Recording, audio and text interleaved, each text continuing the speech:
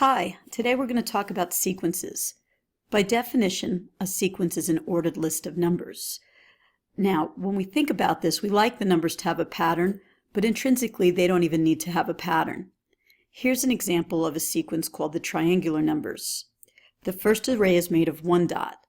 Then we added a row with two dots, and it looks like a triangle, and total there are three dots. Then we added a row with three dots, and we got a new array, one with six dots. And you could see that as I keep adding rows, we keep a triangular configuration.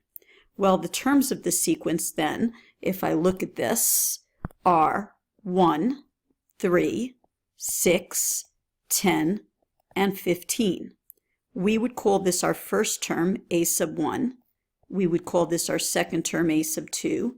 Our third term, a sub 3.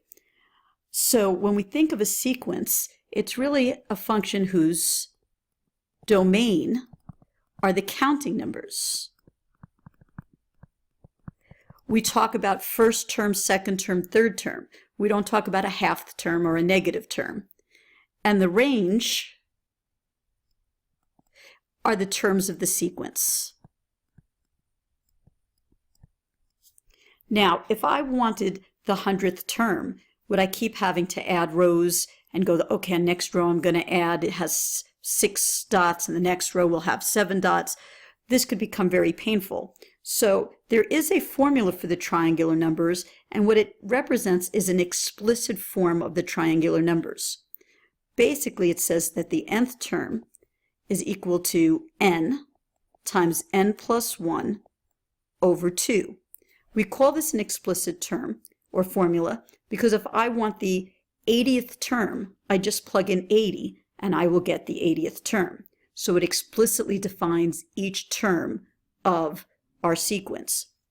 For example, a sub 1 would be 1 times 1 plus 1, which is 2, over 2, which is 1. A sub 2 would be 2. 2 plus 1 is 3, over 2 would be 3. Now say I wanted the 20th term. It would be a sub 20 equals 20 times 21 over 2, which is 2 goes into 2010 times 21 is 210. So an explicit formula allows you to get any term of the sequence by just plugging in a value for n. Now, sometimes we like to define a sequence what's called recursively. So for example, let's take a really simple sequence. Let's let a sub 1 be 2, a sub 2 be 4, then we'll have 8, 16, 32. Now thinking about this explicitly, I could define a sub n to be just simply 2 to the n. So 2 to the first gives me 2, 2 squared gives me 4, 2 to the third gives me 8, and if I want the 10th term, I would do 2 to the 10th. But I could also do this what's called recursively. If you notice, to get to the next term, I multiply by 2 each time. So as long as I know the term in front, I can get the next term by simply multiplying by 2. So whereas this is an explicit formula for any term, I can write what's called a recursive formula.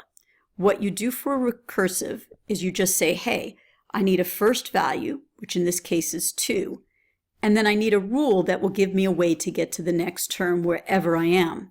So I could say a sub n is equal to 2 times the term in front of it, which in this case would be a sub n minus 1. So for example, the first term is 2. Now if I want the second term, it would be 2 times the first term, which would be 4. If I want the third term, it would be 2 times the second term, which would be 8. If I want the fourth term, it would be 2 times the third term, which would be 16. So basically, this n minus 1 over here is telling me if I want the nth term, take the term in front of it and multiply by 2. With this said, we could actually play with these a little bit and tie this into your calculator. Let's take an example.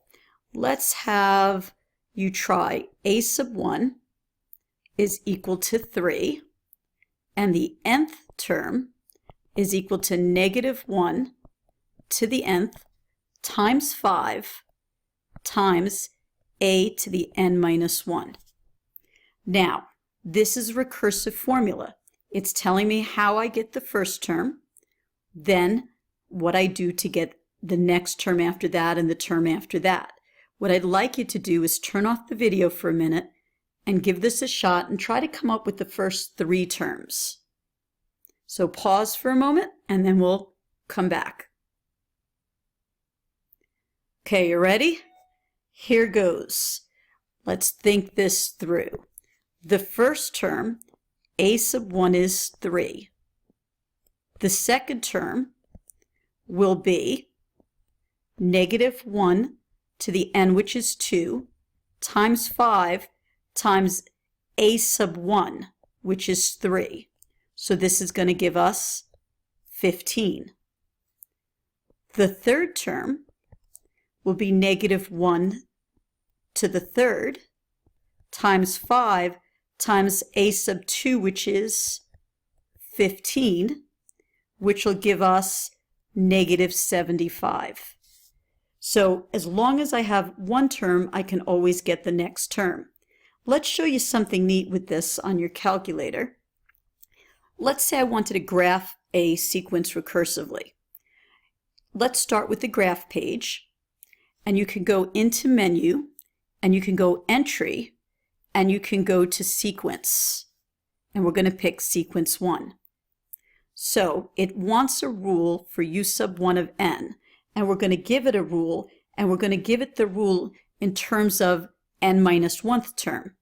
So in this case, what we just did, we had negative 1, and for some reason explicit always uses n instead of x, so it's going to be negative 1 to the n times 5 times, and now I'm going to write, because I'm defining u sub 1, I'm going to write over here u sub 1 parentheses, I want the term before n, so that would be n minus 1. And then I give it an initial term, which in this case will be 3. For some reason it's not letting me type in the 3. Let's see if we can see what happened here.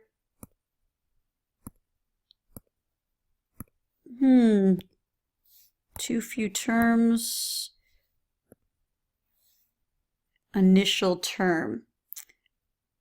Let me just take a look. U sub 1, 5, U sub 1 times n of n minus 1. Initial term of 3. So letting us do any initial term. Okay. And I'm going to go, there we go. Sorry about that, operational difficulties. And then I hit enter. Now you're only seeing one dot because the window's not set up. But I'm going to go menu, window, zoom out. And I'm going to kind of zoom out. And there you could see, and I'm going to hit escape, 2 of the dots. The reason that I'm not seeing the next dot is it's off the screen. But let's go Control T. And now you could see the sequences in our table. The first term was 3, the second term was 15, and the third term was negative 75. Awesome. I'm going to now go back and show you how I would do something if I wanted to do it explicitly. So let's just take a very simple explicit formula. And in fact, let's go back into here for a second and say here's our sequence. A sub n equals negative 1 to the n times n squared plus 3. Now again, this is explicit. I'm not defining each term by the term before it. I'm giving you a rule for the nth term. I want you to turn off the video, and I want you to actually try to get the first 3 terms, and then turn it back on and we'll check. Welcome back. Okay, here goes. A sub 1 equals negative 1 to the first times 1 squared is 1 plus 3 is 4. So we're going to have negative 4. Halt, I think. Yep, I think that's a negative 4 because negative 1 to the first is negative 1. A sub 2 will be negative 1 squared. 2 squared is 4 plus 3 is 7. So this is going to give us positive 7. The third term of our sequence will be negative 1 cubed times 3 squared is 9 plus 3 is 12, which will give us negative 12. Lastly, let's show you how to graph an explicit function on your calculator. So again, we're going to start with the graph window. We're going to go Menu, Graph Entry Line Sequence. Now, all we have to do here is write our exact function, negative 1, and we're going to square that, times, I can write n squared plus 3. I'm not writing u sub 1 or u sub 2 only because I'm not doing this in terms of a term before it. So I can just use n. I leave the initial term blank because of it's not recursive, and then I hit enter. Oh, it told me invalid, and I can see why, and I think you could see why. It's right in there. Negative 1. Oh, let's go and try this again. Sorry. We're going to go back, Menu, Entry Line. We're going to go to Sequence. Okay, let's try this again. Parentheses, negative 1, raised to the n, and we're going to go times n squared plus 3. No initial term. We're going to hit enter. Now again, we can't see the whole thing here because of our window's not very good. Let's see if I did zoom fit.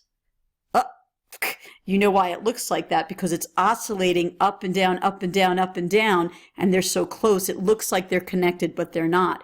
But oh, that's really cool. And let's go to the table, Control T, and you could see negative 1, or excuse me, the first term is negative 4. The second term is 7, and the third term is negative 12.